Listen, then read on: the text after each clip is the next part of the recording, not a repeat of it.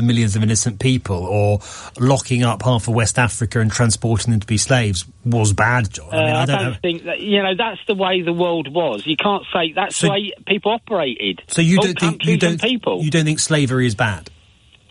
That's the way the world was. It was, you can't judge it from these. That's the way the world was. That's the way people operated. Were the Nazis bad? Pardon? Were the Nazis bad? No, it's just the way the world was. So you're not comfortable saying the Nazis. You're not comfortable saying a genocide of 6 million people is bad. I think it's just the way the world was. You can't say it's good or bad. You can't say genocide is bad. No, you cannot say John, the way the world was. John, hundreds of years ago. Right. That's the way it was. All right, so beating up your wife, is that bad? Because that was legal in this country till quite recently. Else. We're talking about... Your argument is if it happened in the past, it can't be bad. And I'm saying I think that's completely bonkers. For what Britain did. The benefits they got out of the country. All right. They haven't got great benefits from it. Is hanging gay people bad? No, you're just trying to twist it around. I'm not twisting anything. Your point is that's just how the world is. And I'm pointing to you that, we used to live in a world where if I don't want to repeat it because it's actually quite sort of, it's so horrific. But just because it happened in the past, it doesn't mean... It's just the way the world was. John, you keep saying that, but slavery was part of the way the world was. All right. People getting rich. It's just the same today. People want to get advantage. It's not the same today, though, is it? Pardon? Yeah, well, why do you think we can't look back and make moral judgments about things just because they happened in the past? Because the world's moved on.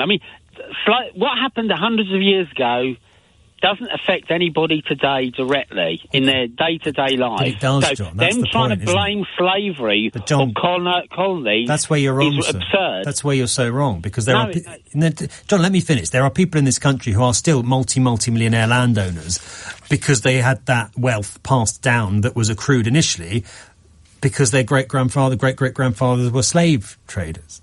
There are people in this country who still have very little because they inherited nothing from their ancestors because their ancestors were slaves. So when you say it doesn't have any impact on the world today, you're wrong. Part of the reason that Britain is so much wealthier than somewhere like Ghana, to take one example, big hub of the slave trade, or all of the Caribbean, is because of the slavery. So what wealth in this country? The country's in chaos. We've got the Prime Minister's changing because we can't fund a lot of our services go and live in the Congo. So how can you go on about our wealth? Right, John, where's the wealth gone? Go and live in the Congo and then come back. Where is the wealth? And then tell me... John! We're not talking about the Congo. We're talking about the UK. Yeah, it's convenient, isn't it? Go and live in most of sub-Saharan Africa and come back and tell me which country you think is wealthier. The world... John, people look after themselves. People look after themselves, not if they're locked up and transported across the Atlantic on British slave ships. Services. We don't have a lot of wealth in this country anymore. Yes, we do, John, compared to most countries. Any people that got wealth from slavery, there's only a very few people. Most people, their day-to-day life isn't affected. Our entire economy was based around slavery. The reason we have the 6th biggest economy in the world is in no small part because of our role as a leading slaving nation. Not that long ago. That's before you get to all the wealth that we extracted from places like India and the Caribbean, because we subjugated those people and invaded their lands, John. No, that's a long time ago. It's not. We're not super wealthy. Some people it's are. Half a century, man. That's from recent wealth. People who inherited wealth from slavery are very few people. It's not. We're going around in circles here. The country that we live in. Yeah, but you're latched onto this colonial nonsense. Is it really important? Yes, it is important. It's not. Why not? This is because you don't actually think it was. But ultimately, what we come back to is you don't actually think it was wrong, John. That's why you don't think it was important, because you don't think that going and colonising and brutally repressing and murdering and pillaging and raping our way across the world was wrong. What has been for thousands of years. All right, John, stay on the line if you would. I want to bring in Anthony in Haringey, who's called in, I think, to specifically disagree with you. Hi, Anthony, go ahead. How you doing, mate?